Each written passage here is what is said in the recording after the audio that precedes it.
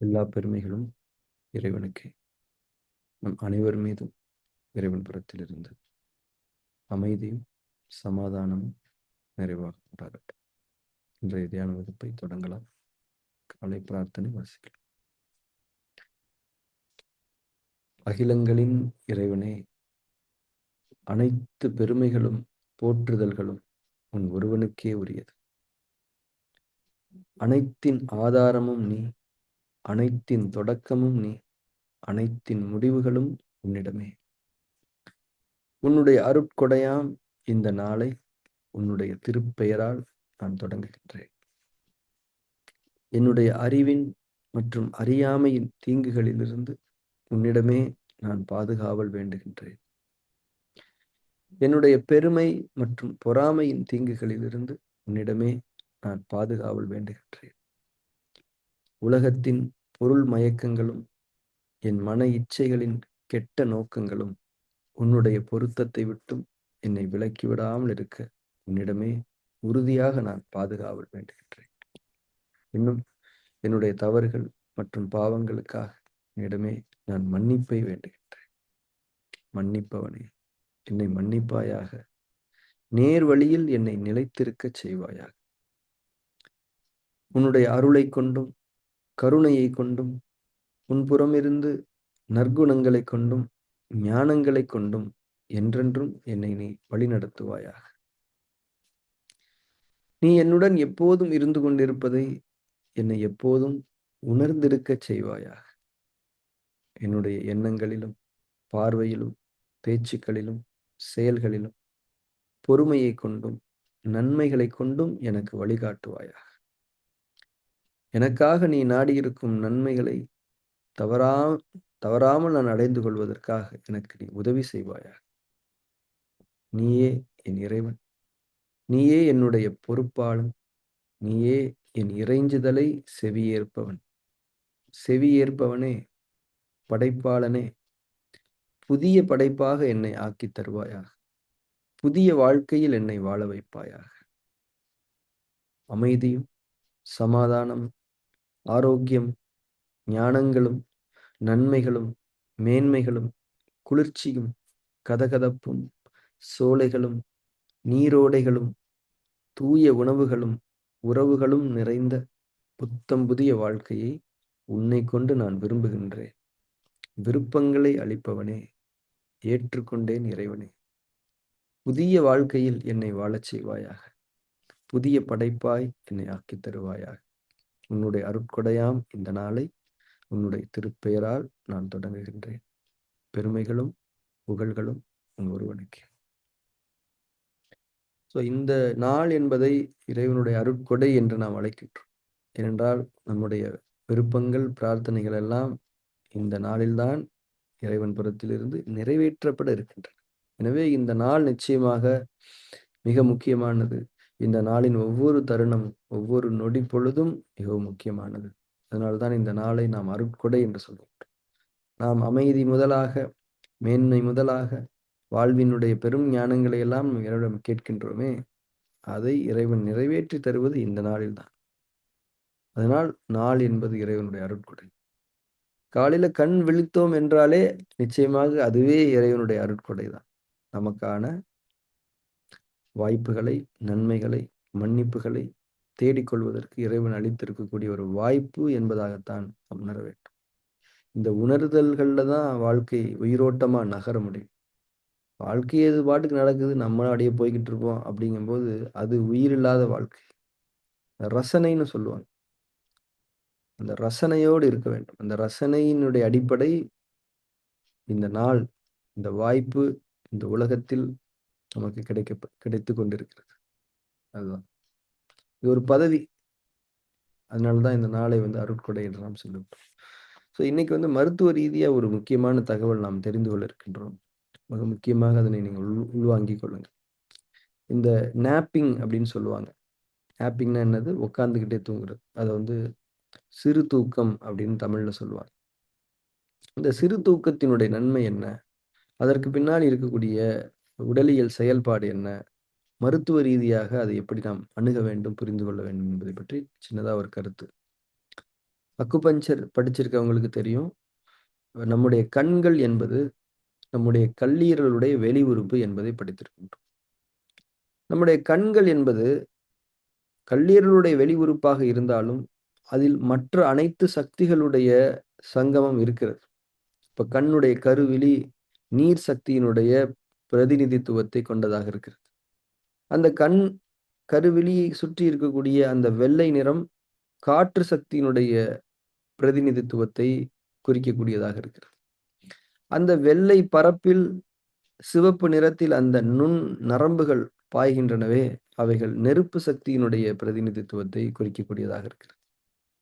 அந்த கண்களை பாதுகாத்து கொண்டிருக்கக்கூடிய கண் இமைகள் இருக்கின்றனவே, அவைகள் நிலசக்தியினுடைய பிரதிநிதித்துவத்தை கொண்டதாக இருக்கின்றது. இவைகள் அத்தனையையும் தனக்குள் தாங்கி இருப்பது ஆகாய சக்தி. அதுதான் கல்லீரல் என்று சொல்லுகின்றோம். ஆகாயம் என்பது ஒரு வடிவம் அல்ல. அனைத்தையும் தாங்கி இருக்கக்கூடிய தன்மையை கொண்டுதான் ஆகாயத்துக்கு ஒரு அர்த்தம் கிடைக்கின்றது. எனவே இந்த கண் என்பது ஆகாயத்தோடு தொடர்புடையது என்பதை எப்படி நாம் புரிந்து கொள்ள வேண்டும் என்றால், இந்த கண் என்ற இந்த பரு அமைப்பில் 4 சக்திகள் வெளிப்படுகின்றன. அந்த 4 சக்திகளை தாங்கி இருக்கக்கூடிய ஒரு சக்தியாக ஆகாயம் இருக்கிறது என்பதை முதலில் நாம் புரிந்து கொள்ள வேண்டும். நம்முடைய கண்கள் இந்த ஞானத்தை நமக்கு உணர்த்த வேண்டும். அடுத்து, இந்த ஆகாயம் என்பது மற்ற சக்திகளை வழிநடத்தக்கூடியதாக இருக்கிறது. மற்ற சக்திகளுடைய நிலைப்பாடுகளை கொண்டுதான் ஆகாயம் தன்னுடைய திட்டத்தை அமைக்கிறது. ஆகாயம் அந்த 4 சக்திகளும் நன்மையை நோக்கி, ஆரோக்கியத்தை நோக்கி செல்ல வேண்டும் என்பதாகவே ஆகாயத்தினுடைய வழிகாட்டல்கள், வழிநடத்துதல்கள் அமைகின்றன. இப்போ உதாரணத்துக்கு நாம கண்ண திறந்திருக்கோம் அப்படின்னா, அந்த கண்ணை திறந்திருக்கும்போது நாம் பார்க்கக்கூடிய காட்சிகள், அந்த காட்சிகளுக்காக அந்த கண்ணுக்கு செலுத்தப்படக்கூடிய இரத்த ஓட்டம், சக்தி ஓட்டம், இவைகளை சார்ந்துதான் நம்முடைய கல்லீரலின் இயக்கம் அமைகிறது. இவைகளில் ஒரு அதீதமான போக்கு, முறையற்ற போக்கு இருந்தால் நிச்சயமாக அது கல்லீரலை பாதிக்கும். இப்போ இந்த நேப்பிங் பண்ணும்போது நாம கண்களை மூடுகிறோம். கண்களை மூடும்போது இந்த 4 சக்திகளும் அவைகளுடைய இயக்கத்தில் தளர்கின்றன. இந்த தளர்வு கல்லீரலுக்கும் ஒரு தளர்வை ஏற்படுத்துகிறது. அதாவது இப்ப நான் இந்த கிளாஸ் நடத்திக்கிட்டு இருக்கேன். நீங்கள்லாம் இந்த கிளாஸ்ல பார்ட்டிசிபேட் பண்றீங்க. இப்ப நீங்க யாருமே பிராக்டிஸ் பண்ணலன்னா நான் கிளாஸ் எடுக்க மாட்டேன்ல. அந்த மாரி இந்த 4 சக்திகளும் இந்த உலகத்தின் காட்சி தன்மையிலிருந்து விடுபடும்போது, அதாவது கண்களை நாம் மூடும் பொழுது, அனைத்தையும் தாங்கி இருக்கக்கூடிய கல்லீரல் அந்த தாங்கி இருக்கக்கூடிய வேலையை செய்வதிலிருந்தும் சற்று தளர்கிறதா இல்லையா? இப்ப 6 மணிலேருந்து 6:30 வரைக்கும் நீங்க யாருமே வரல, நான் ஃப்ரீயா தானே இருப்பேன். நான் ஃப்ரீயா இருந்தா என்ன பண்ணுவேன்? வேற ஏதாவது வேலைய பண்ணுவேனா இல்லையா? அந்த மாரி இந்த கண்களை நாம் மூடும்போது கல்லீரலுக்கு ஒரு தளர்வு கிடைக்கிறது. இரவில் கல்லீரலுக்கு தளர்வு கிடைப்பது என்பது இயல்பான ஒன்று. ஆனால் பகலில் கல்லீரலுக்கு தளர்வு கிடைப்பது என்பது மிகவும் முக்கியமான ஒன்று. இரவுல கல்லீரலால நிறைய விஷயங்கள செய்ய முடியாது. பகல்ல இது மரம் என்ற தன்மையில் இருப்பதனால், அப்போது கிடைக்கக்கூடிய தளர்வு மரம் சார்ந்து சில பணிகளை செய்ய முடியும். இத மட்டும் நம்ம புரிஞ்சுக்கணும். ஸோ எவ்ரி டைம் நம்ம கண்ண மூடி உட்கார்ந்தாலே, அது கல்லீரலுக்கு தளர்வு தரக்கூடிய ஒரு தன்மை என்பதை நாம் புரிந்து கொள்ள வேண்டும். இதுல என்னங்க இந்த பகல், இரவு என்ன வித்தியாசம்னா, அதாவது தூக்கத்துல நம்முடைய முதுகெலும்பு கிடைமட்டமாக கிடக்கிறது. ஆனால் நேப்பிங் பண்ணும்போது நாம கிடைமட்டமாக இருக்க மாட்டோம். நாம் அமர்ந்திருப்போம் அல்லது சாய்ந்திருப்போம். 2 விஷயங்கள தெளிவா புரிஞ்சுக்கணும். கண்களை மூடுதல் என்பது கல்லீரலுக்கு நன்மை தரக்கூடிய ஒரு செயல். ஆனால் முதுகெலும்பு நேராக இருக்கும்போது கல்லீரல் வேறு பணிகளில் தன்னுடைய பங்களிப்பை செய்ய முடியும். கல்லீரல் கிடைமட்டமாக இருக்கும்போது வேறு பணிகளில் தான் செய்ய முடியும். அப்போ அதாவது முதுகெலும்பு நேரா இருக்கும்போது கல்லீரலுக்கு தளர்வு கிடைச்சா, சில விஷயங்கள செய்ய முடியும் இல்லையா? அத முதுகெலும்பு கிடைமட்டமாக இருக்கும்போது கல்லீரலுக்கு தளர்வு கிடைக்கும்போது செய்ய முடியாது. ஏன்னா, அங்க செய்றதுக்கே நெறைய வேலைகள் இருக்குது. அப்போ முதுகெலும்பு நேரா இருக்கும்போதோ, சாஞ்சு இருக்கும்போதோ, கண்ண மூடும்போது கிடைக்கக்கூடிய தளர்வு என்ற தன்மையை வைத்து கல்லீரல் நெறைய வேலைகள்ல, நெறைய உடலியல் சார்ந்த பணிகள்ல ஒரு செம்மை தன்மைகளை ஏற்படுத்தும். நைட்டு தான் தூங்குறோமேன்னா, நைட்டு பண்றதுக்கு நெறைய வேலை இருக்குது. இந்த ஏரியால வர முடியாது. அப்போ நேப்பிங் அப்படிங்கிறது வந்து நம்முடைய உடல் ஆரோக்கியத்துக்கு நாம் கொடுக்கக்கூடிய மிகப்பெரிய பூஸ்ட் அப். மிகப்பெரிய ஒரு பூஸ்ட். இப்ப கல்லீரல் வந்து அப்பாடா! கொஞ்ச நேரம் கண்ண மூடிட்டாய்ங்க. நம்ம என்ன பண்ணுவோம்? சக்தி கொஞ்சம் நமக்கு மிச்சம் பிடிக்குது. அத வச்சு இந்த வேலையெல்லாம் செஞ்சு முடிச்சுருவோம் அப்படின்னு செய்யுது. பகலில் இருக்கக்கூடிய பெண்டிங் ஒர்க்ஸ், இரவில் இருக்கக்கூடிய பெண்டிங் ஒர்க்ஸ். பகலில் இருக்கக்கூடிய பெண்டிங் ஒர்க்ஸ் பாடி பண்ணணும்னா நேப்பிங். இரவில் இருக்கக்கூடிய பெண்டிங் ஒர்க்ஸ் பாடி பண்ணணும்னா தூக்கம். இந்த வித்தியாசத்த புரிஞ்சுக்கிட்டா எல்லாரும் தூங்குறோம். ஆனா எல்லாரும் நேப்பிங் பண்றது இல்ல. மெடிடேஷன் பண்றவங்களுக்கு அந்த வாய்ப்பு இருக்குது. மெடிடேஷனோட சேர்ந்து தூக்கமும் நடக்குது. சில பேர் சொல்லலாம், "நாங்க ஃபுல்லா அதானே பண்ணிக்கிட்டு இருக்கோம். மெடிடேஷன்லாம் யாரு பண்றது?" அப்படின்னு. ஏதோ ஒண்ணு நல்லது தான். நேப்பிங் இஸ் குட். அப்போ இந்த விஷயத்த புரிஞ்சுக்கிறணும். நம்ம என்ன பண்ணணும் அப்படின்னா, தியானம் அப்படிங்கிறத தாண்டி நமக்கு அது நடக்குது. மத்தவங்களுக்கு அதெல்லாம் சொல்லணும். பேஷண்ட்ஸ்க்குலாம் நெறைய பேருக்கு நம்ம சொல்றது, செயல்படுத்துறது என்னன்னா, நீங்க நீடில் போடுறோம் இல்லையா? நீடில் போடும்போது நான் என்ன பண்ணுவேன், சில பேஷண்ட்ஸ் எல்லாம் அப்படியே ஒரு 1/2 மணி நேரம் விட்டுருவேன். சேர்ல கால நீட்டி நல்லா உட்காந்துக்க சொல்லிருவேன்.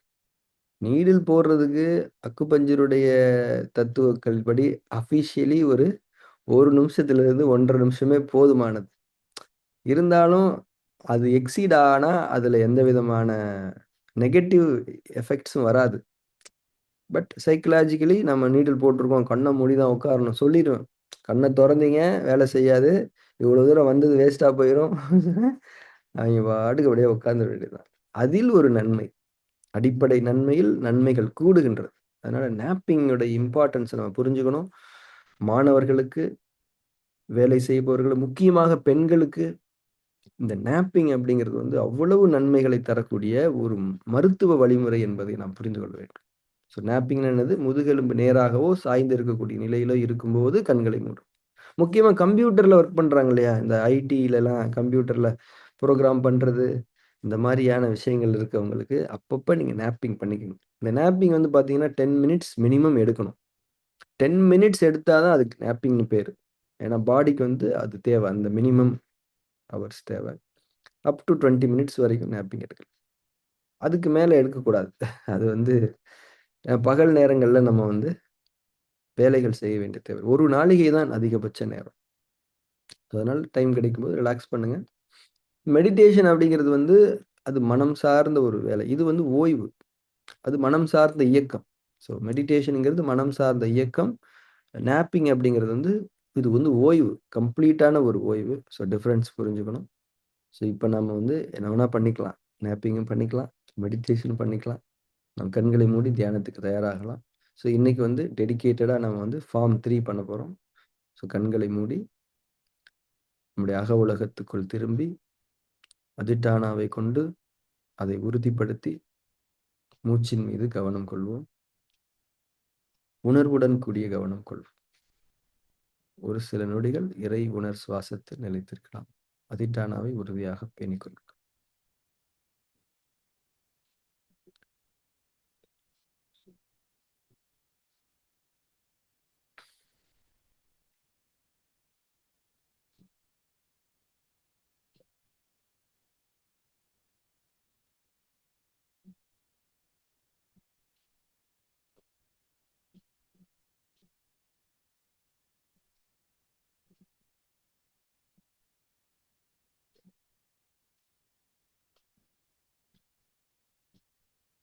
மூச்சின் மீது உணர்வுடன் கூடிய கவனம் இருக்கட்டும்.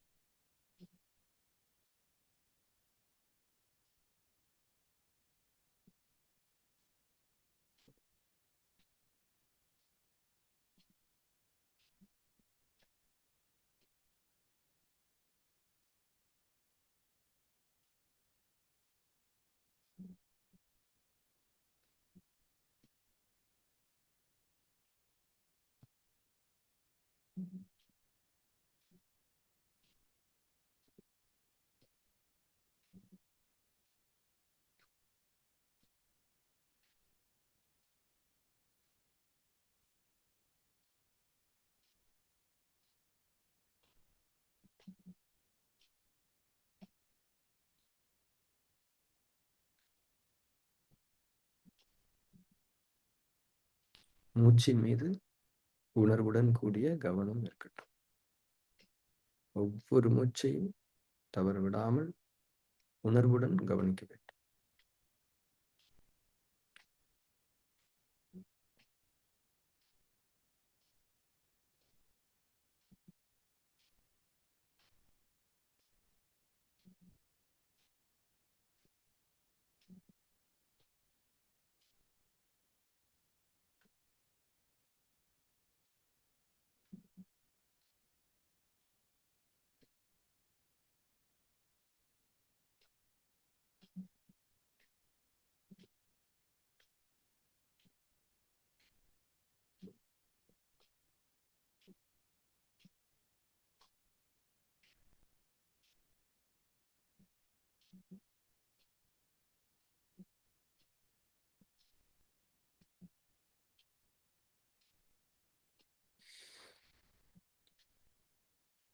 ஃபார்ம் 3 செய்ய ஆரம்பிக்கலாம். ப்ராப்பராக ஷிஃப்ட் ஆகிக்கோங்க. சாட்சி பாவனையை மனதில் ஏற்படுத்தி கொள்ள வேண்டும். சாட்சி பாவனை என்பது எவ்வளவு முக்கியமான ஒரு கருவி.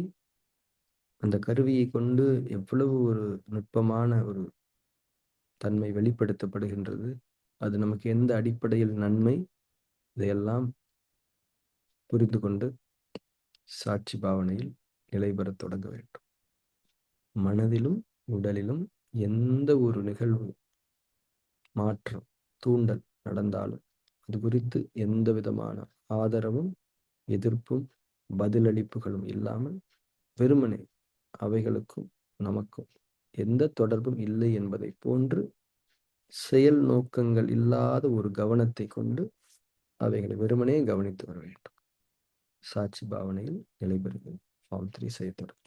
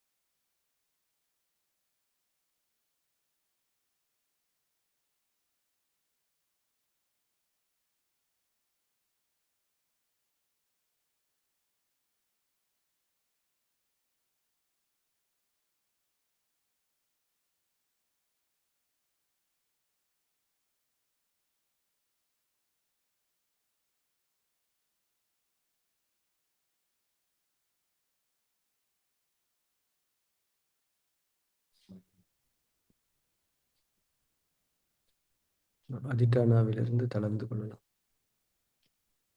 தியானத்தில் தொடர்ந்திருக்கலாம்.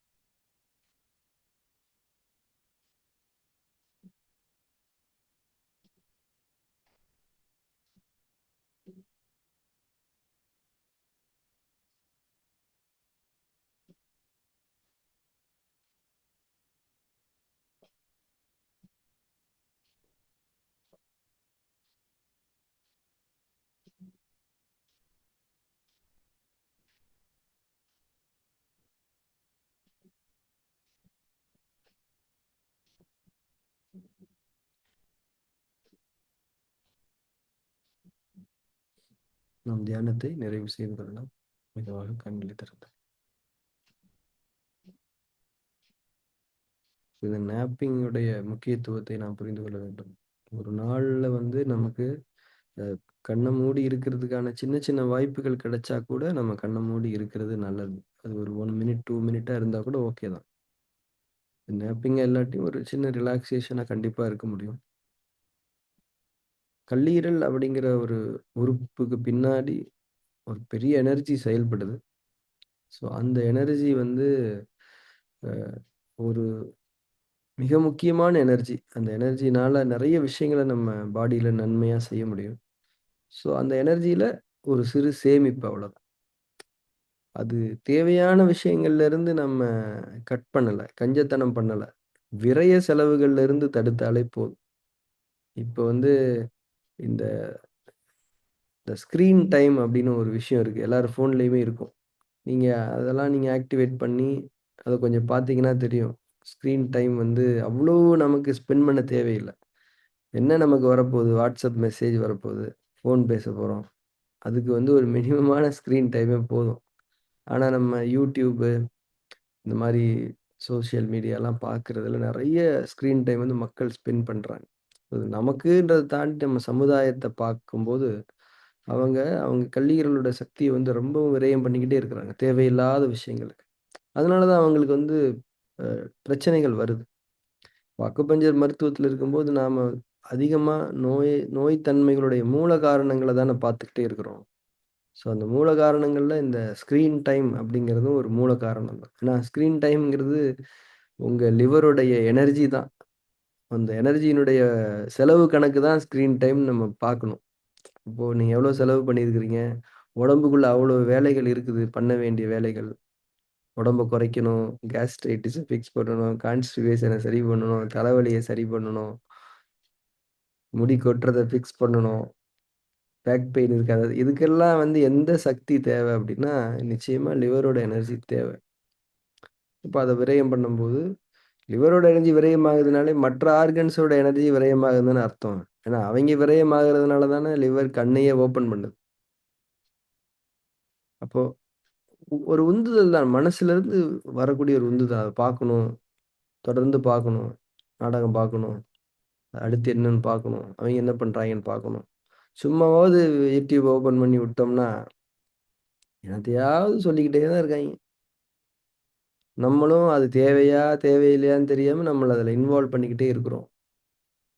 அதனால கொஞ்சம் கவனமா இருந்துக்கலாம். உடல் ஆரோக்கியம் ரொம்ப முக்கியம். எதுக்காக இது இந்த வகுப்புல சொல்லப்பட்டது அப்டின்னா, அதாவது மெடிடேஷன் அப்படிங்கிறது வந்து ஒரு எக்ஸ்பீரியன்ஸ். ஆனா, அந்த எக்ஸ்பீரியன்ஸ் வந்து நமக்கு வந்து முழு நேரமும் கிடைக்குதா அப்டின்னா இல்ல. கொஞ்ச நேரம் அது நேப்பிங்கா தான் அமையுது. அப்படி அமையக்கூடாது. மெடிடேஷன்ங்கிறது ஒரு பியூரான எக்ஸ்க்ளூசிவான இன்ஃபர்மேஷன். நம்ம டைஜெஷன் கரெக்ட்டா இருக்குது, நம்ம தூக்கம் கரெக்ட்டா இருக்குது, நம்ம ஸ்க்ரீன் டைம் பெருசா இல்ல அப்படின்னா, நம்ம உடம்புல வந்து பெண்டிங் ஒர்க்ஸே இருக்காது. ஸோ, சிறு தூக்கத்துக்கான அவசியம் இருக்காது. அப்போ மெடிடேஷன் பண்ணும்போது அது வந்து அதுக்கான அந்த பொட்டன்ஷியல் எக்ஸ்பீரியன்ஸ் நடந்துரும். பெரும்பாலானவங்களுக்கு வந்து இப்ப நேரடி வகுப்புல நம்ம பார்க்குறோம்.